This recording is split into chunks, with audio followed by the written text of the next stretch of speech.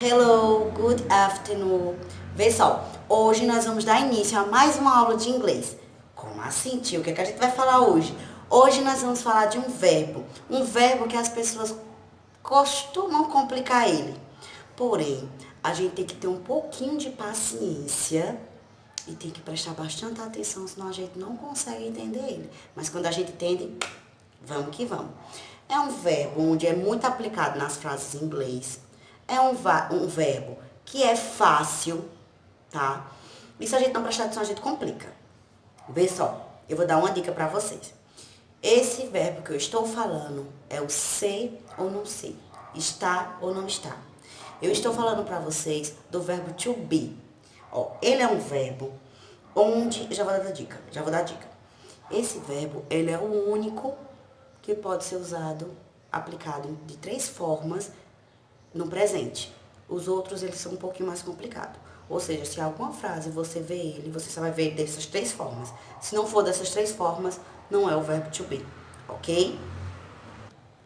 E quais são essas 3 formas que ele pode ser aplicado? Ele pode ser aplicado no am, are, is. Essas são as 3 formas do verbo to be. Am, are, is. E como é que eu vou saber onde eu vou colocar o am, o are e o is? Vê, presta atenção. O am sempre vai ser usado com I, que é eu. Eu sou, eu estou. O you and they, esses 3 aqui, que é você, ele e nós, é usado com are. Are é usado com esses 3 aqui. Se alguma frase você vê o you, are, você sabe que está falando de você, está ou sei. O he, she, it, que é ele, ela, ou a gente usa isso para coisas, é o is, ok? Essas são as 3 formas do verbo to be para aplicar em uma frase. Como eu vou saber como está sendo aplicado em uma frase? Muito fácil. Se eu falar para vocês, I am, eu sou ou eu estou, ok? Mas se eu falar I am beautiful, eu sou bonita. Então, eu estou usando o verbo to be na aplicação de ser ou estou. Vê, vamos prestar atenção. Vamos entender direitinho. I am beautiful. Eu sou bonita. I am beautiful. Eu estou bonita. Tá vendo? Vocês conseguem identificar um pouquinho esse verbo to be. Então, a gente já entendeu que o verbo to be é o am, are, is, né? Como a gente vai conseguir saber onde eles vão ser aplicados? A gente também já entendeu. Não é verdade? Na próxima aula, eu vou falar um pouquinho para vocês sobre o verbo are. Como a gente também pode usar ele em algumas frases, só que de formas diferentes. O and, o is também pode ser usado de formas um pouquinho diferentes, mais fáceis em aplicações de frases. Na próxima aula, a gente vai aprender a aplicar eles em frases, ok? Hoje foi uma introdução para a gente saber o que é o verbo to be e como a gente vai ser usado, onde eles vão ser usados. A gente sabe que o is nunca pode ser usado com I, não é verdade? Então pronto, hoje a gente aprendeu isso. Na próxima aula de inglês, a gente vai aprender a aplicar esse verbo to be em frases e como identificá-los melhor, tá bom? Espero que vocês tenham gostado. Qualquer dúvida pode entrar em contato. Ah, eu tenho uma surpresa que espero que vocês gostem, hein? O que acontece? Eu quero que vocês façam 5 frases que vocês acham que vai ser usado o verbo to be. Vocês aplicam, fazem as frases, aplicam o verbo to be e enviam para mim. Dessa forma, na próxima aula, eu vou dar algumas dicas para vocês de como é ser usado em frases. E vocês vão olhar na frase que vocês fizeram para ver se bate alguma coisa, se dá certo, enfim, ok? Espero que vocês tenham gostado. Um beijo e até a próxima. A gente já entendeu que o verbo to be é o am, are, is, né? Como a gente vai conseguir saber onde eles vão ser aplicados? A gente também já entendeu, não é verdade? Na próxima aula, eu vou falar um pouquinho para vocês sobre o verbo are. Como a gente também pode usar ele em algumas frases, só que de formas diferentes. O and, o is também pode ser usado de formas um pouquinho diferentes, mais fáceis em aplicações de frases. Na próxima aula, a gente vai aprender a aplicar eles em frases, ok? Hoje foi uma introdução para a gente saber o que é o verbo to be e como a gente vai ser usado, onde eles vão ser usados. A gente sabe que o is nunca pode ser usado com I, não é verdade? Então pronto, hoje a gente aprendeu isso. Na próxima aula de inglês, a gente vai aprender a aplicar esse verbo to be em frases e como identificá-los melhor, tá bom? Espero que vocês tenham gostado. Qualquer dúvida pode entrar em contato. Ah, eu tenho uma surpresa que espero que vocês gostem, hein? O que acontece? Eu quero que vocês façam 5 frases que vocês acham que vai ser usado o verbo to be. Vocês fazem as frases, aplicam o verbo to be e enviam para mim. Dessa forma, na próxima aula, eu vou dar algumas dicas para vocês de como é ser usado em frases e vocês vão olhar na frase que vocês fizeram para ver se bate alguma coisa, se dá certo, enfim, ok? Espero que vocês tenham gostado. Um beijo e até a próxima.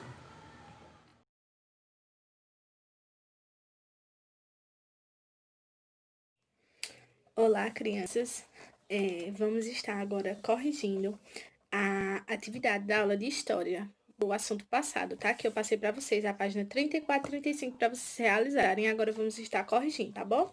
Então, peguem lá o livro de vocês e abram ele na página 34, certo?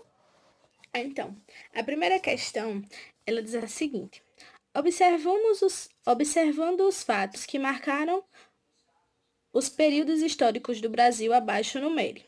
Aí, 1, período colonial. O 2, período imperial. E o 3, período republicano. Então, o imperador e toda a família real foram obrigados a deixar o Brasil. Isso aconteceu no período republicano, quando o Brasil virou república, certo? Então, aí a primeira frase, né, é 3. Próximo. O Brasil tornou-se independente em 1822. Foi quando o Brasil se tornou um período imperial. Então, marca o 2 aí. É caracterizado pelas lutas entre brancos e índios. Foi o período colonial, quando os portugueses começaram a colonizar o país. Então, 1. Próximo.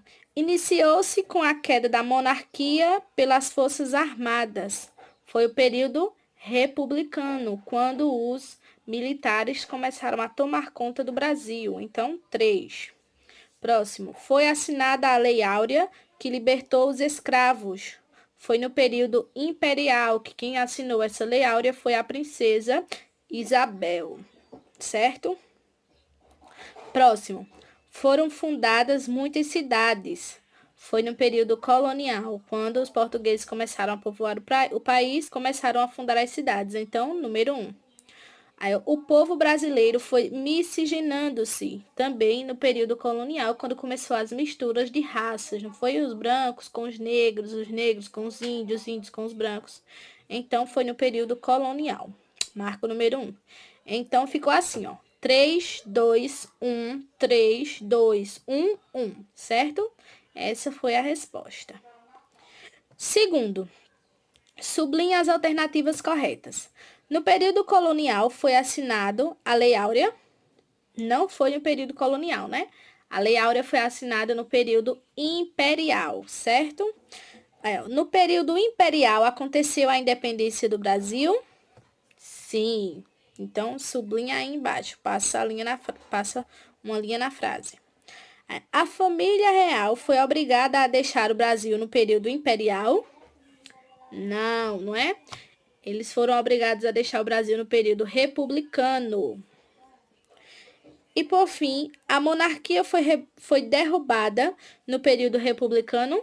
Sim, que foi quando eles foram obrigados a deixar o Brasil, né? A família real. Então, sublinha aí a última frase, tá bom? Agora vamos aqui na página 35, né? Na questão 3, que diz: pesquise e indique a época do surgimento de sua cidade, marcando o X no quadro abaixo. Então, tem Brasil Colônia, Brasil Império e Brasil República. Nossa cidade foi fundada quando o Brasil já era um Brasil republicano. Então, marca aí Brasil República, tá? Aí no quarto, escreva quem governava na monarquia e na república. Na monarquia, quem governava era o rei ou imperador, e na república é quem governa hoje, que é o presidente, tá bom? No quinto diz, escreva abaixo o acontecimento principal de cada período, que foi o que a gente estudou, né? Então, aqui, período colonial.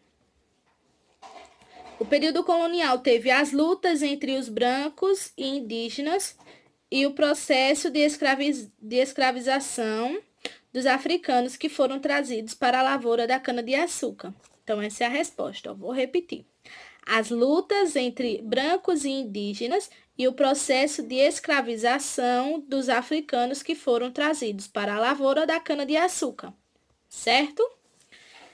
No período imperial, foi a independência do Brasil, a Lei Áurea, que livrou os escravos do cativeiro, certo? E no período republicano, né? Esse período ele teve início em 1889, quando as Forças Armadas, comandadas pelo Marechal Deodoro da Fonseca, derrubaram a monarquia. Então, o período republicano foi quando as Forças Armadas derrubaram a monarquia, certo? Então, concluímos aqui a correção da nossa atividade. Na próxima aula, já vamos iniciar um novo assunto, tá bom? Beijos e até nossa próxima aula. Tchau, tchau.